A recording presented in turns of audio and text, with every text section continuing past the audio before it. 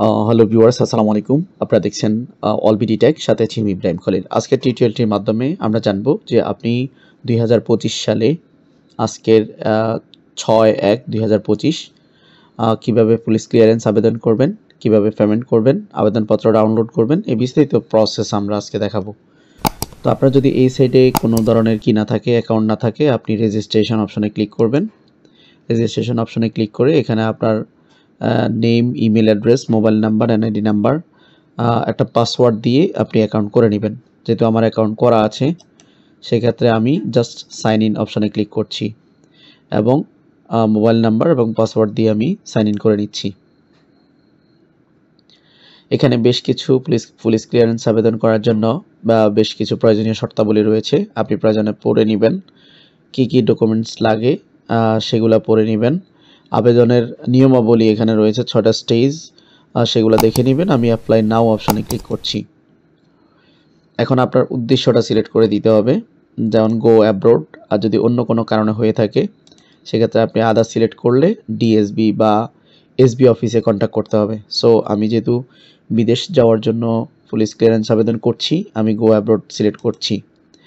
তো আপনারা নিশ্চয় জানেন যে ঢাকার ভিতরে যারা পুলিশ ক্লিয়ারেন্স পেতে চায় তারা 7 কর্মদিবসের মধ্যে পেয়ে থাকে, আর ঢাকার বাইরে যারা আছেন তারা 15 কর্মদিবসের মধ্যে পাবেন, বা তার 2-1 দিন বেশি লাগতে পারে। তো এখানে আপনাকে কান্ট্রি সিলেক্ট করে দিতে হবে কোন দেশে যাবেন।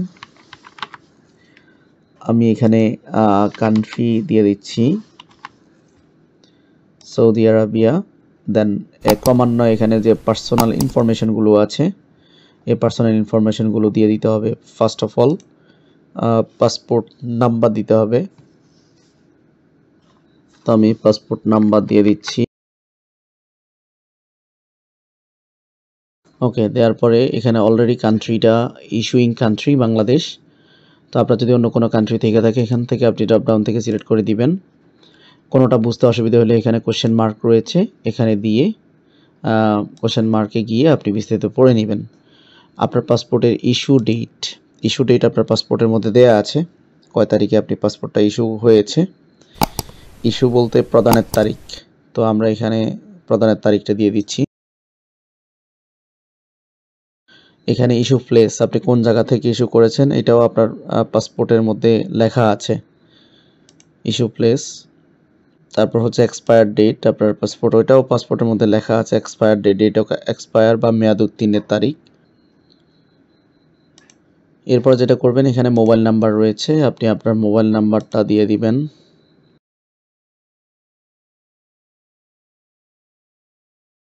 নাম্বারটি শিওর হয়ে নেবেন, কারণ নাম্বার ভুল হলে আপনার পুলিশ ফোন দিয়ে না পেলে আপনার এটা কিন্তু পেন্ডিং পড়ে থাকবে। তারপরে এখানে ইমেল অ্যাড্রেস, এটা ম্যান্ডেটরি না, আপনি এটা না দিলেও চলবে। সো এখানে এনআইডি নাম্বারটা দিয়ে দিবেন। তারপরে আপনার স্যালুটেশন, আপনি চাইলে আপনার নামের শুরুতে মিস্টার, মিসেস বা নন সিলেক্ট করতে পারেন। তো আমি মিস্টার দিয়ে দিলাম, নামের শুরুতে মিস্টার। আপনার এখানে বলছে যে full name as per your পাসপোর্টে যেভাবে নাম দেয়া আছে অ্যাজ ইট ইজ আপনাকে নাম দিয়ে দিতে হবে।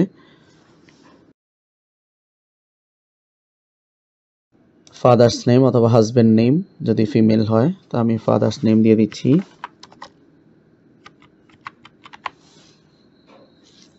এখানে আপনার রিলেশনটা অবশ্যই সিলেক্ট করে দিবেন, এখানে কার নাম দিয়েছেন।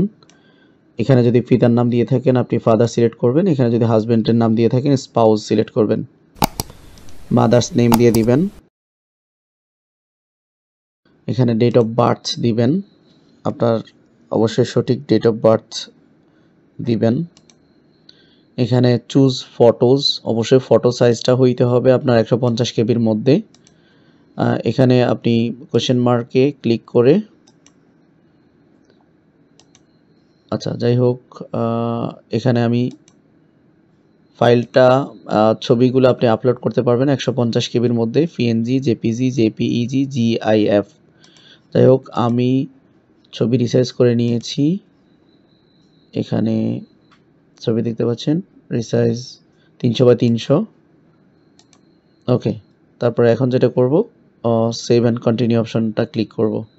আপনি চাইলে ডকুমেন্টসগুলো আপনার তথ্যগুলা চেক করে নেবেন আপনার জন্য পরবর্তীতে।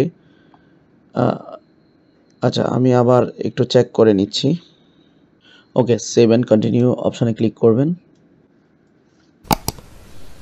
তারপরে এখানে যেটা করতে হবে, আপনার ইমার্জেন্সি কন্ট্যাক্ট অ্যাড্রেস এটা দিয়ে দিবেন।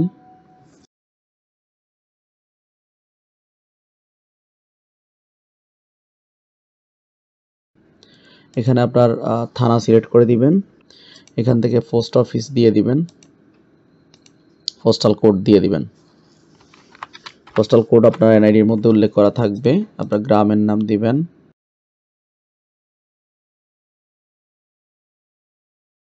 ওয়ার্ড আপনি চাইলে দিতে পারেন, না দিলেও সমস্যা নেই। হাউসটাও চাইলে দিতে পারেন, না দিলে সমস্যা নেই।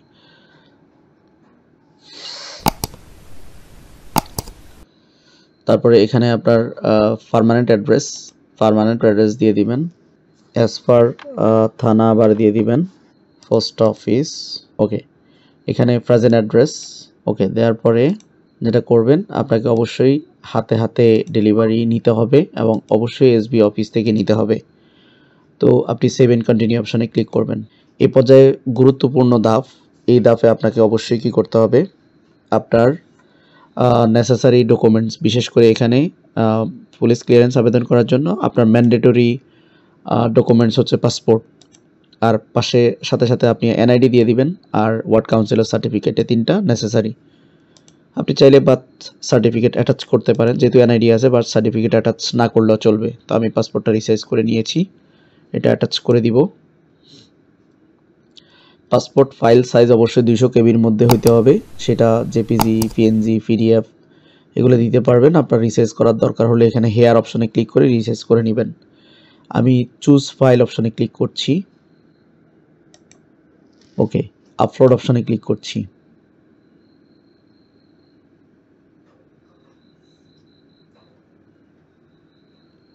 আপনি চাইলে আবার ভিউ অপশনে ক্লিক করে আপনি দেখে নিতে পারেন আপনি যেটা অ্যাটাচ করেছেন সেটা ঠিক আছে কিনা, কারণ অনেক সময় ভুল ডকুমেন্টস আমরা অ্যাটাচ করে ফেলি। যাই হোক, এই পর্যায়ে আমরা এনআইডি অ্যাটাচ করে দিব। আপলোড অপশনে ক্লিক করছি। সম্ভবত ফাইল সাইজটা বড় আছে, এটা একটু ছোট করে দিতে হবে। আপলোড অপশনে ক্লিক করে দিচ্ছি। ওয়ার্ড কাউন্সিলর সার্টিফিকেট অ্যাড করে দিচ্ছি। ওকে, এনআইডিটা অ্যাটাচ করেছিলাম, এটা একটু ভিউ অপশনে ক্লিক করে দেখে নিচ্ছি। ওয়ার্ড কাউন্সিলর সার্টিফিকেটটা ভিউ অপশনে ক্লিক করে দেখে নিচ্ছি, কারণ ভুল ডকুমেন্টস অ্যাটাচ করে সাবমিট করলে পরে কারেকশনের সুযোগ নেই। যাই হোক, আমার ডকুমেন্টস সব অ্যাটাচ করা হয়ে গিয়েছে। সেভ এন্ড কন্টিনিউ অপশনে ক্লিক করছি। এই পর্যায়ে আপনি এতক্ষণ যা করেছেন এগুলো আবার ওভারভিউ দেখতে পারবেন, আপনি সঠিক তথ্য দিয়েছেন কিনা আবার আপনি চেক করে নেবেন। ওভারভিউ যদি ঠিকঠাক থাকে, ফাইনাল সাবমিট, এখানে চেক বক্সটাতে চেক মার্ক করলেই কনফার্ম অপশনটি এনেবল হবে। আর যদি কোনো কাস্টমাইজেশন থাকে, এডিট অপশনে ক্লিক করে এডিট করে নেবেন। তো আমার যেহেতু সব তথ্য ঠিক আছে, এই ফাইনাল সাবমিট অপশনে ক্লিক করে কনফার্ম করছি। এই পর্যায়ে আমরা যেটা করতে হবে, এই স্টেজে আমাদের আবেদন করা কিন্তু শেষ, এখন আমাদের পেমেন্ট করতে হবে। Please click here to pay for চালান অ্যাপ্লিকেশন নাও। তা আমরা এই যে ক্লিক হেয়ার এই অপশনটি ক্লিক করছি। এখানে বিকাশ নাম্বারটা দিব, মোবাইল ব্যাংকিং, এখান থেকে আমরা বিকাশ সিলেক্ট করছি। আপনার এটার জন্য খরচ কাটবে 503 টাকা। আমি কনফার্ম অপশনে ক্লিক করছি, কনফার্ম করছি। এখানে আমার যে নাম্বারটা দিয়েছি বিকাশ নাম্বার, একটা ওটিপি চলে আসছে, ওটিপিটা দিয়ে দিতে হবে। দেওয়ার পর কনফার্ম অপশনে ক্লিক করছি। এখন বিকাশের পিনটা দিয়ে দিতে হবে, কনফার্ম অপশনে ক্লিক করছি। অবশ্যই আপনাকে ধৈর্য ধরে অপেক্ষা করতে হবে চালানটা রেডি হওয়া পর্যন্ত।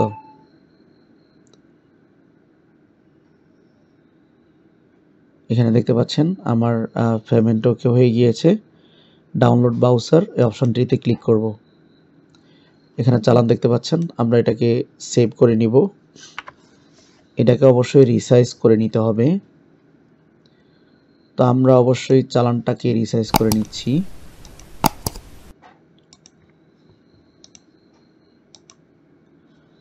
ওকে, এ পর্যায়ে আমরা যেটা করব, আমরা আবার এখানে যে চালান নাম্বারটা এটা আমরা কপি করব।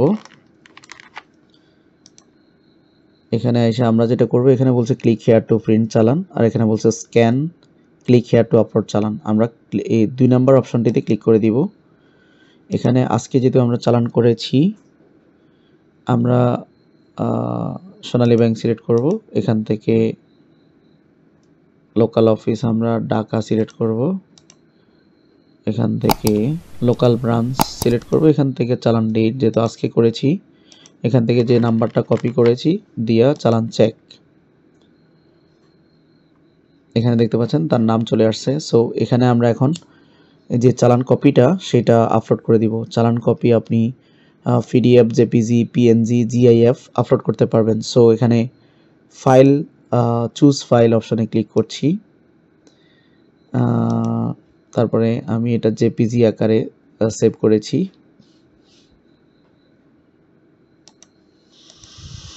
এবং আপলোড অপশনে ক্লিক করে দিচ্ছি। এখানে লোডিং হচ্ছে, লোড হওয়া পর্যন্ত অপেক্ষা করবেন। চালান সংক্রান্ত কোনো জটিলতায় পড়লে 16639-এ যোগাযোগ করবেন। ওকে, মোটামুটি আমার সকল কাজ শেষ। এখন আমি ফিনিশ অপশনে ক্লিক করব। আমার personal information, personal address, documents, confirmations, payments সব ওকে। জাস্ট ফিনিশ অপশনে ক্লিক করলে ডান অপশনটা ওকে হয়ে যায়। পরবর্তীতে এখানে দেখতে পাচ্ছেন reference number, passport number, name এবং মোবাইল নাম্বার। আমার যে অ্যাপ্লিকেশনটাই যে দেখতে পাচ্ছেন অ্যাপ্লিকেশন সাবমিটেড। ঠিক আছে, এখন যেটা করবেন আপনি 3-4 দিন বা 5 দিন অপেক্ষা করবেন। থানা থেকে যখন পুলিশ ফোন দিবে, কপিটা, অ্যাপ্লিকেশন কপিটা, চালান কপি, যে ডকুমেন্টসগুলো অ্যাটাচ করেছেন সেই কপি নিয়ে, পাশাপাশি আপনার বিদ্যুৎ বিলের কপি নিয়ে থানায় হাজির হবেন। ওনারা ইনভেস্টিগেট করে রিপোর্ট দিয়ে দিলে আপনার রিপোর্টের পরে 8 থেকে 10 দিন পরে আপনার চালানটা আপনার জেলা এসবি অফিস থেকে সংগ্রহ করবেন। আশা করি বুঝতে পেরেছেন। চ্যানেলটিতে নতুন দর্শক হয়ে থাকলে অবশ্যই সাবস্ক্রাইব করে দিবেন। চালান সংক্রান্ত ইউটিউবে সর্বোচ্চ ভিডিও রয়েছে আমার, প্রায় 60টার অধিক ভিডিও রয়েছে। আপনি চাইলে প্লেলিস্টে গিয়ে চেক করতে পারেন। আপনারা যদি ফেসবুক পেজ থেকে দেখে থাকেন, পেজটি ফলো দিয়ে বেল আইকনটি অন করে দিবেন। ভালো থাকবেন সবাই। আসসালামু আলাইকুম।